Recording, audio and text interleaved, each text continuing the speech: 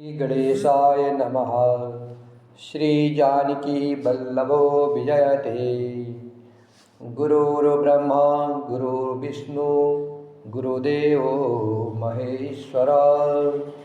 गुरु साक्षात् परब्रह्म तस्मै श्री गुरुवे नमः।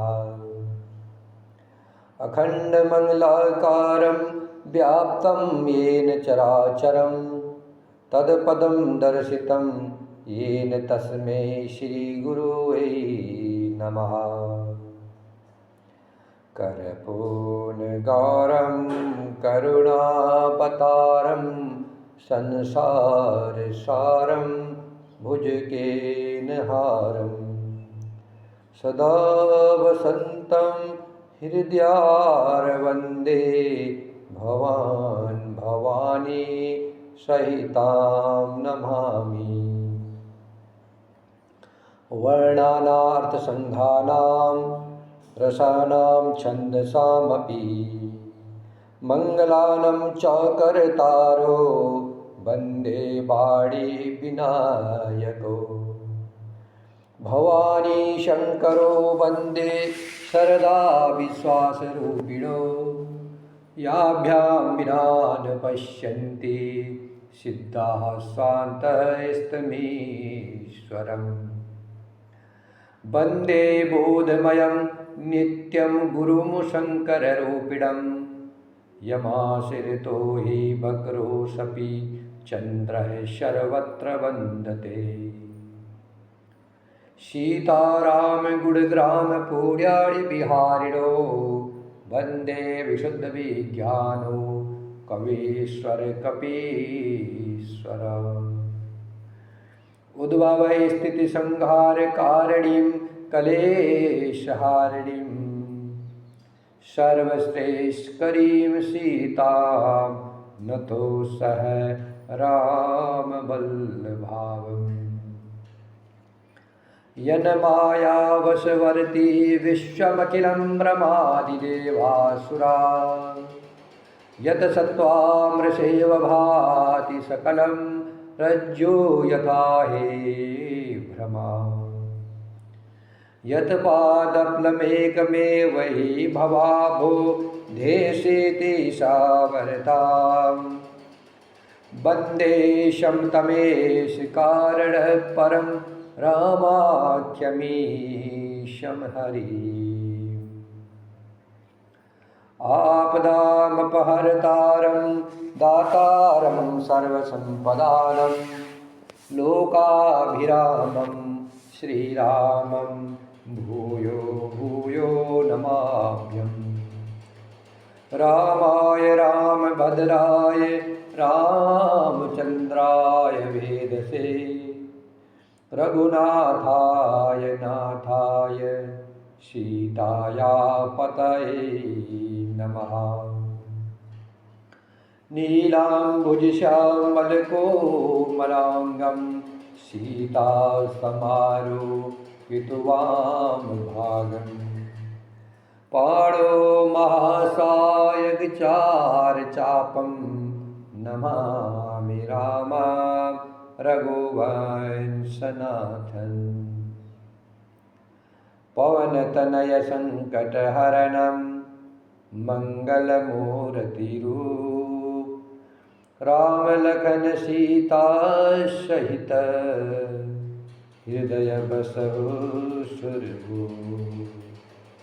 सियावर रामचंद्र की जय पवन सुत हनुमान की जय।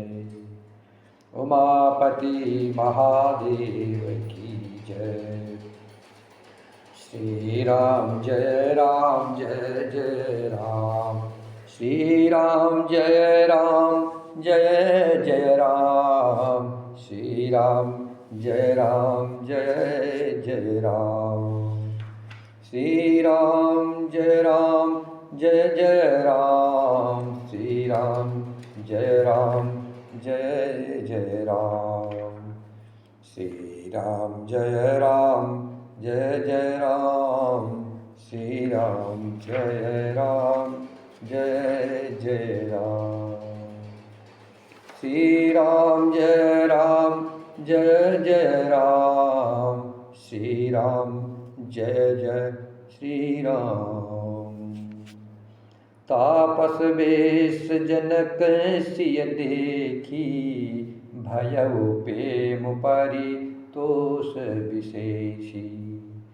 पुत्री पवित्र किए कुल दो, सुजस धवल जगु कह सबको। श्री राम जय जय राम, श्री राम जय जय राम।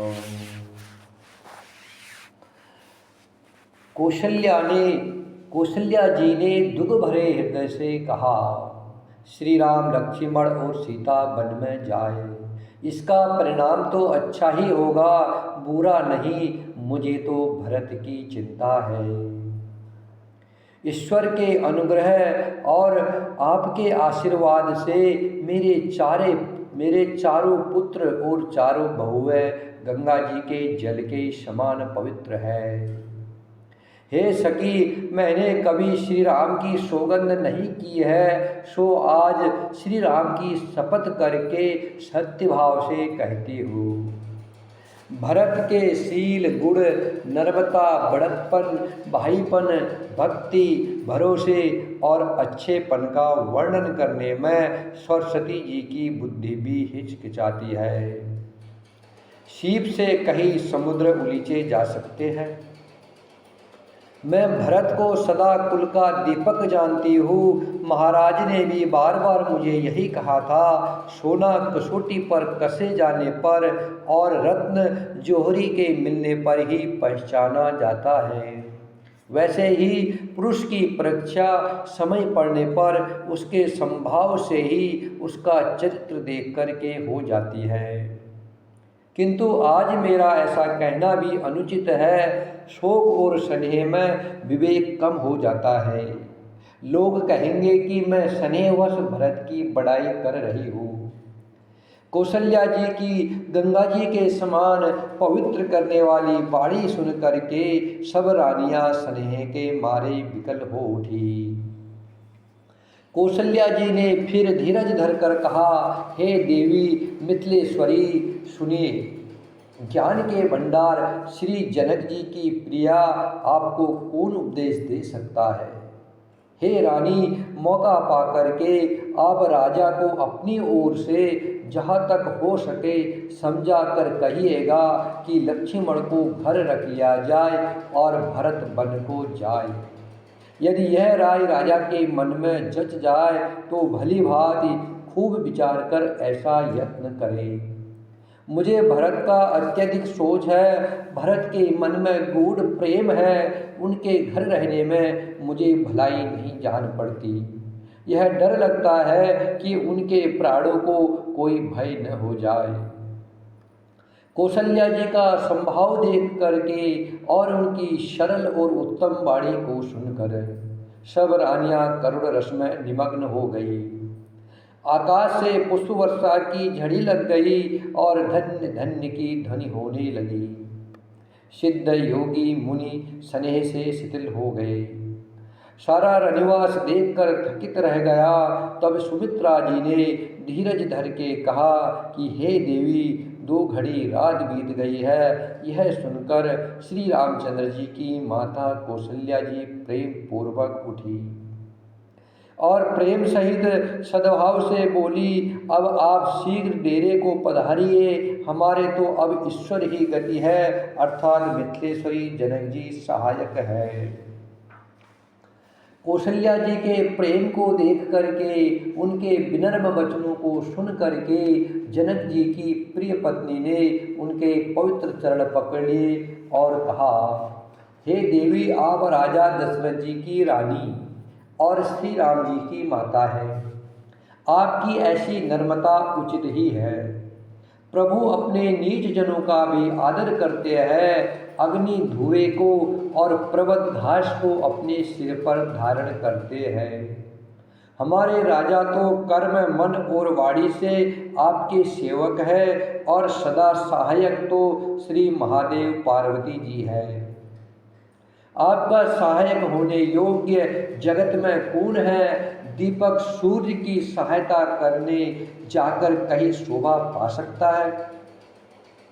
श्री रामचंद्र जी वन में जाकर के देवताओं का कार्य करके अवधपुरी में अचल राज्य करेंगे। देवता, नाग और मनुष्य सब श्री रामचंद्र जी की भुजाओं के बल पर अपने अपने स्थानों में सुखपूर्वक बसेंगे। यह सब याज्ञवल्क्य मुनि ने पहले से ही कह रखा है। हे देवी, मुनि का कथन व्यर्थ नहीं हो सकता है, झूठा नहीं हो सकता है। ऐसा कहकर बड़े प्रेम से पैरों पड़ करके सीता जी को साथ भेजने के लिए विनती करके और सुंदर आज्ञा पाकर तब सीता जी समेत सीता जी की माता डेरे को चली। जानकी जी अपने प्यारे कुटुंबियों से जो जिस योग्य था उससे उसी प्रकार मिली। जानकी जी को तपस्विनी के वेश में देख करके सभी शोक से अत्यंत व्याकुल हो गए। जनक जी श्री राम जी के गुरु वशिष्ठ जी की आज्ञा पाकर डेरे को चले और आकर के उन्होंने सीता जी को देखा। जनक जी ने अपने पवित्र प्रेम और प्राणों की पाहुनी जानकी जी को हृदय से लगा लिया। उनके हृदय में वात्सल्य प्रेम का समुद्र उमड़ पड़ा। राजा का मन मानो प्रयाग हो गया। उस समुद्र के अंदर उन्होंने आदि शक्ति सीता जी के अलौकिक स्नेह रूपी अक्षय वट को बढ़ते हुए देखा। उस सीता जी के प्रेम रूपी वट पर श्री राम जी का प्रेम रूपी बालक बाल रूपधारी भगवान सुशोभित हो रहा है। जनक जी का ज्ञान रूपी चिरंजीवी मुनि व्याकुल होकर डूबते डूबते मानो उस श्री राम प्रेम रूपी बालक का सहारा पाकर बच गया। वस्तुतः ज्ञान शिरोमणि विदेह राज की बुद्धि मोह में मग्न नहीं है। यह तो श्री सीताराम जी के प्रेम की महिमा है, जिसने उन जैसे महान ज्ञानी के ज्ञान को भी विकल कर दिया। पिता माता के प्रेम के मारे सीता जी ऐसे विकल हो गई कि अपने को संभाल न सकी। परंतु परम धैर्यवती पृथ्वी की कन्या सीता जी ने समय और सुंदर धर्म का विचार कर धैर्य धारण किया। सीता जी को तपस्विनी वेश में देख करके जनक जी को विशेष प्रेम और संतोष हुआ। उन्होंने कहा, बेटी, तूने दोनों कुल पवित्र कर दिए। तेरे निर्मल यश से सारा जगत उज्जवल हो रहा है, ऐसा सब कोई कहते हैं। तेरी कीर्ति रूपी नदी देव नदी गंगा जी को भी जीत कर, जो एक ही ब्रह्मांड में बहती है, गंगा नदी एक ही ब्रह्मांड में बहती है, और तेरी कीर्ति रूपी नदी ने तो तेरी कीर्ति रूपी नदी करोड़ों ब्रह्मांडों में बह चली है। जनक जी माँ सीता से कह रहे, सीता, गंगा जी तो एक ब्रह्मांड में बहती है, लेकिन तेरी कीर्ति रूपी नदी करोड़ों ब्रह्मांड में बह चली है। गंगा जी ने तो पृथ्वी पर तीन स्थान, हरिद्वार, प्रयागराज और गंगा सागर को बड़ा तीर्थ बनाया, पर तेरी इस कीर्ति रूपी नदी ने तो अनेकों संत समाज रूपी तीर्थ स्थान बना दिए हैं। पिता जनक जी ने तो स्नेह से सच्ची सुंदर वाणी कही, परंतु अपनी बड़ाई सुन करके सीता जी मानो संकोच में समा गई। पिता माता ने उन्हें फिर हृदय से लगा लिया और हित भरी सुंदर सीख और आशीष दी। सीता जी कुछ कहती नहीं, परंतु मन में सकुचा रही है कि रात में सासू की सेवा छोड़ करके यहाँ रहना अच्छा नहीं है। रानी सुनयना जी ने जानकी जी का रुख देख करके उनके मन की बात समझकर राजा जनक जी को जना दिया। तब दोनों अपने हृदयों में सीता जी के शील और संभाव की सराहना करने लगे। राजा रानी ने बार बार मिल करके और हृदय से लगाकर तथा सम्मान करके सीता जी को विदा किया। चतुर रानी ने समय पाकर के राजा से सुंदरवाड़ी में भरत जी की दशा का वर्णन किया। सोने में सुगंध और समुद्र से निकली हुई सुधा में चंद्रमा के सार अमृत के समान भरत जी का व्यवहार सुन करके राजा ने अपने प्रेमाश्रु के जल से भरे नेत्रों को मोद लिया। वे भरत जी के प्रेम में मानो ध्यानस्थ हो गए। वे शरीर से पुलकित हो गए और मन में आनंदित होकर के भरत जी के सुंदर यश की सराहना करने लगे और बोले, हे सुमुखी, हे सुनियनी, सावधान होकर के सुनो। भरत जी की कथा संसार के बंधन से छुड़ाने वाली है। धर्म, राजनीति और ब्रह्म विचार, इन तीनों विषयों में अपनी बुद्धि के अनुसार मेरी गति है, अर्थात इनके संबंध में मैं कुछ जानता हूँ।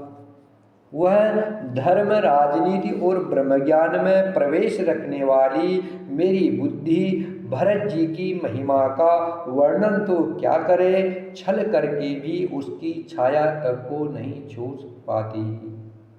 ब्रह्मा जी, गणेश जी, शेष जी, महादेव जी, सरस्वती जी, कवि, ज्ञानी, पंडित और बुद्धिमान, सब किसी को भरत जी के चरित्र, कीर्ति, करनी, धर्म, शील, गुण और निर्मल ऐश्वर्य समझने में और सुनने में सुख देने वाले हैं और पवित्रता में गंगा जी तथा स्वाद में अमृत का भी तिरस्कार करने वाले हैं। भरत जी असीम गुण संपन्न और उपमा रहित पुरुष है।